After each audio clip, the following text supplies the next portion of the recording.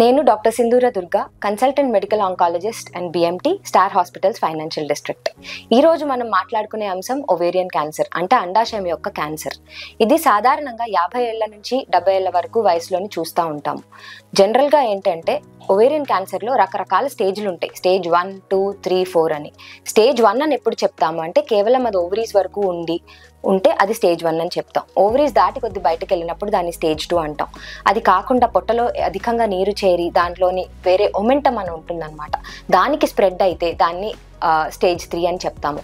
అది కాకుండా పొట్ట నుంచి బయటకి వెళ్ళినా లేదంటే లివర్లోని అలా స్ప్రెడ్ అయితే దాన్ని స్టేజ్ 4గా చెప్తాము. సో ఈ ఓవేరియన్ క్యాన్సర్ ఎటువంటి లక్షణాలతో ప్రెజెంట్ అవుతుంది?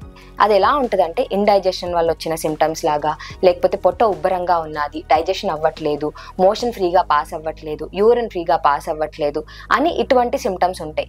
సో ఎప్పుడైతే ఇట్లాంటి సిమ్టమ్స్ తోటి పేషెంట్లు వస్తారో ఫస్ట్ వాళ్ళకి పెట్టేది ఏంటి అంటే డైజెషన్కి మందులని, తర్వాత వామిటింగ్ అవ్వకుండా మందులని, మోషన్ కోసం ఫ్రీగా అవ్వడానికి మందులని అట్లాంటివి పెట్టడం జరుగుతుంది. సో అందుకనే దీని యొక్క సిమ్టమ్స్ వల్ల దీన్ని సైలెంట్ కిల్లర్ అని పేర్కొంటాం. ఎందుకంటే అది ఆల్మోస్ట్ 3వ స్టేజ్ వరకు వెళ్ళినంత వరకు కూడా బయటపడదు. ఎందుకంటే ఓవరీ సర్వసాధారణంగా చాలా చిన్నగా ఉంటాయి. అది కొద్దిగా పెద్దగా అయినా కానీ ఓవేరియన్ క్యాన్సర్లోని అది బయటపడదు. సో అది వెళ్ళి నీరు వచ్చినంత వరకు పొట్టలో అది బయటకు పడదు. అందుకే దీన్ని సైలెంట్ కిల్లర్గా పెట్టుకుంటాం. సో మా దగ్గరకు వచ్చినప్పుడు మేము ఏం చేస్తాము అంటే ఒక అల్ట్రాసౌండ్ చేసి చూసుకుంటాం. అసలు ఓవరీ ఎంత సైజు ఉంది ఏంటి అనేది చూసుకుంటాం. పొట్టలో ఏమైనా నీరు ఉన్నదా, ఆ నీరు తీయాలా, పరీక్ష ఏమైనా చేయాలా అనేది చూసుకుంటాం. అవసరమైతే బయోప్సీ చేస్తాం. ఇది కాకుండా ఒక బ్లడ్ టెస్ట్ ఉంటుంది, CA-125 అని.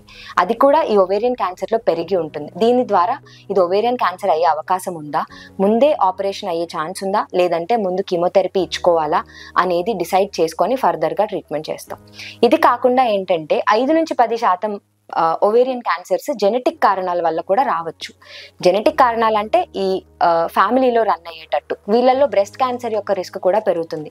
సో దానికి తగ్గట్టుగా కూడా పరీక్షలు చేయడం జరుగుతుంది. ఇప్పుడు సర్జరీ, కీమోథెరపీ అనేది ప్రతి ఓవేరియన్ క్యాన్సర్లోని ఇవ్వడం జరుగుతుంది. దానితో పాటు కొత్త రకాల మందులు అంటూ వచ్చినాయి.